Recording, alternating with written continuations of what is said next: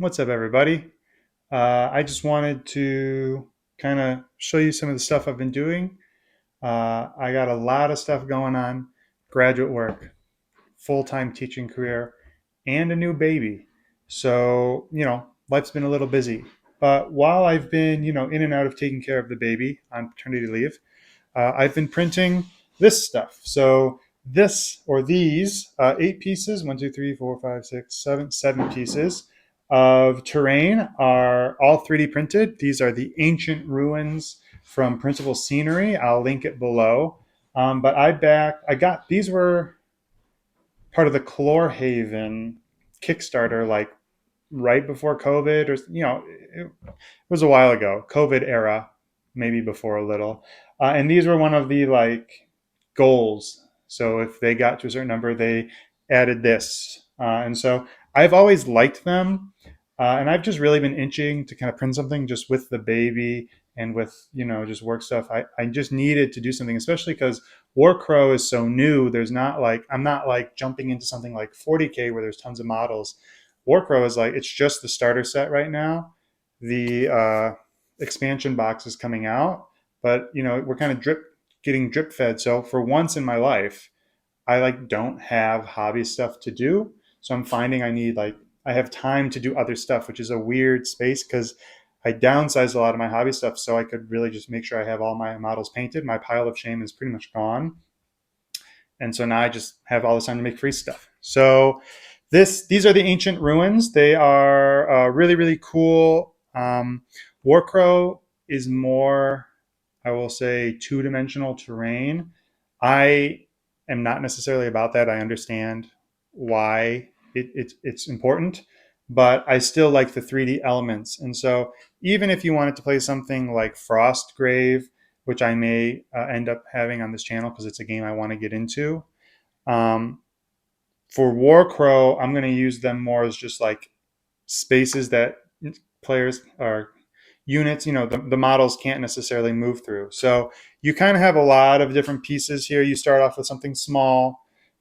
I think this is roughly like a 50 millimeter base, all the way up to like this larger piece that has my mic on it. So there's a lot of cool stuff here. I'm currently trying to figure out how I'm going to paint them. I do a lot of gray stone bases, but so what I may do here is just like the color scheme they have on the website, which is a brown rock and a gray, kind of maybe a bluish gray stone, similar to the stone color I did in the 2D to 3D Warcrow Winds from the North video, which you can check out up in the corner.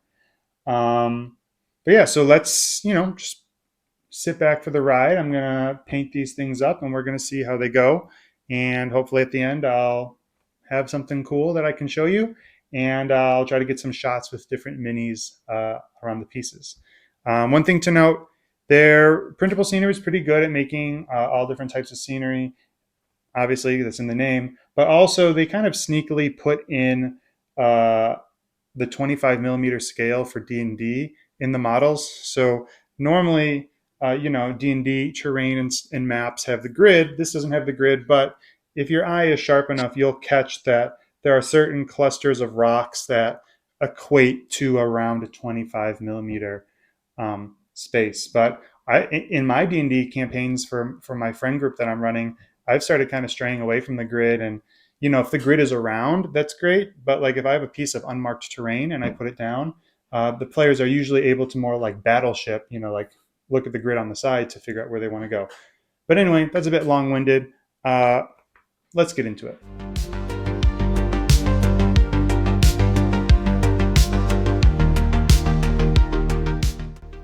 So my first step with any 3D printed terrain, especially big terrain on FDM printers, is to hit it with some Rust-Oleum. This is Rust-Oleum Slate Gray. It's a nice dark blue gray. And so I just picked the color that I'm going to see the most of, or that's going to be out the most, which is going to be the ruin part. So I used that as my priming color. And then I just let them sit outside and air dry and off gas, and then they're ready for painting.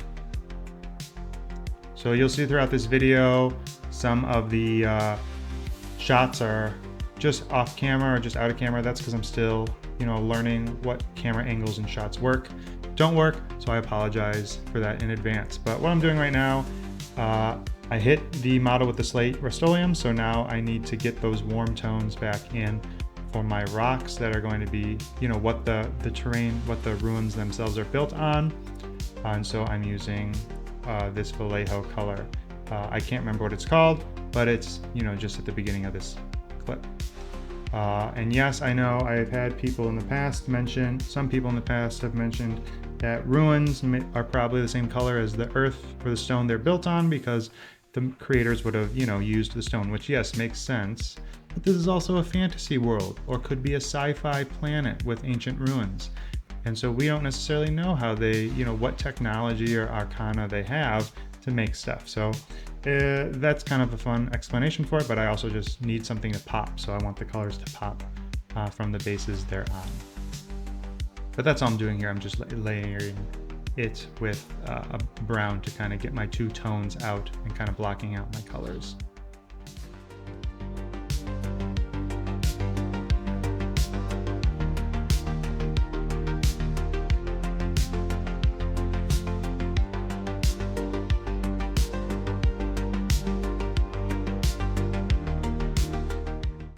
So now that the colors are blocked out, I use very cheap craft store paint. This is Craft Smart, which is Michael's brand. It's like 60 cents a bottle or something. And I just, quick and dirty is how I like to get these terrain pieces done. And so if you want a dedicated video for dry brushing, please let me know in the comments. I love dry brushing. It's like one of my favorite types of ways to paint. It's how I paint almost everything. And so all I'm doing here, I'm just trying to stick with that blue-gray color. So I have a gray and a blue, and I mix it, and I dry brush the model. And so you'll see me just work up from a darker gray to a lighter gray, and I end up using like a vanilla, which is an off-white, and a light blue at the very, very last step, which really makes the colors pop. Really what I'm trying to do here is just pull out the ridges and keep the cracks and stuff deep, so you get to see these nice contrasts.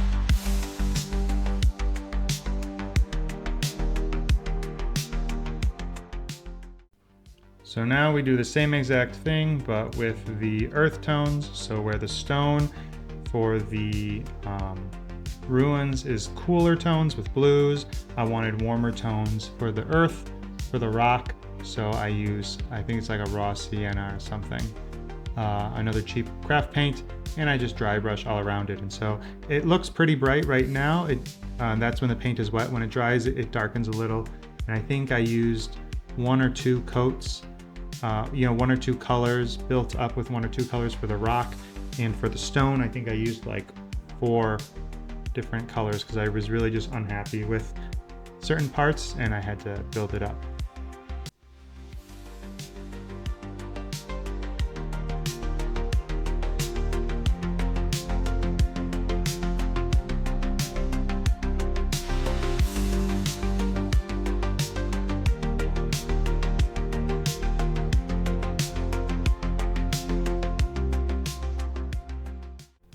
Okay, so as I finish up painting, the basic dry brushing, I wanted to add more to these pieces because, when I first started off in the hobby, I would have called this done, but I learned recently a new technique, or kind of discovered for myself a new technique that I used on all of my Marvel Crisis Protocol buildings, which is using contrast paints to kind of bring in shadows and different hues and stuff to the paints. I don't really know what any of the fancy terms would be for it, but it just gives depth to the model. And so here I'm using blues, like a 1 or 2 contrast or speed paint blues, and some grays to kind of give different tones to the model, to the stone itself, to really bring out some of those grayer colors. And I'm not spray painting all of it. I'm just doing little spots here and there.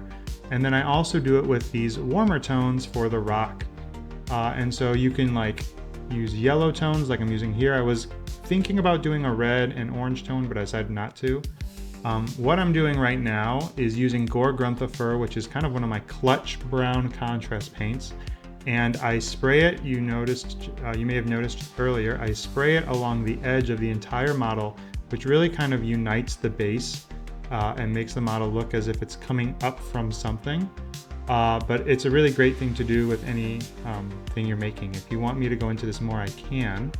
But this is what you end up getting. So you have dry brushing and airbrushing contrast paints, and you get these really nice, what I think are nice pieces. So with the pieces all being done, I wanted to get them on a board. So I have two of my mats that I'll show you. Here you can see my Arena Rex models, kind of in a ruined Coliseum setup. Yeah, I just really like how they look, especially here with my Warcrow models. These are all the Warcrow models that have ever been created, because we only have a few right now, like I said earlier in the video. But overall, this project was very quick. I mean, the printing part took a long time. It took maybe 4 days, 5 days, just remembering to load the next print and making sure it worked. I didn't have any failures, but after they were done getting printed, it really only took me like 2 to 3 hours to get them done. The dry brushing took an hour, and that was the longest. Spray painting and airbrushing things, I think in total took like 2 hours max. So, you know, this project, after they're done getting printed, went really quick. But thanks for joining me, and I hope to see you in the next video.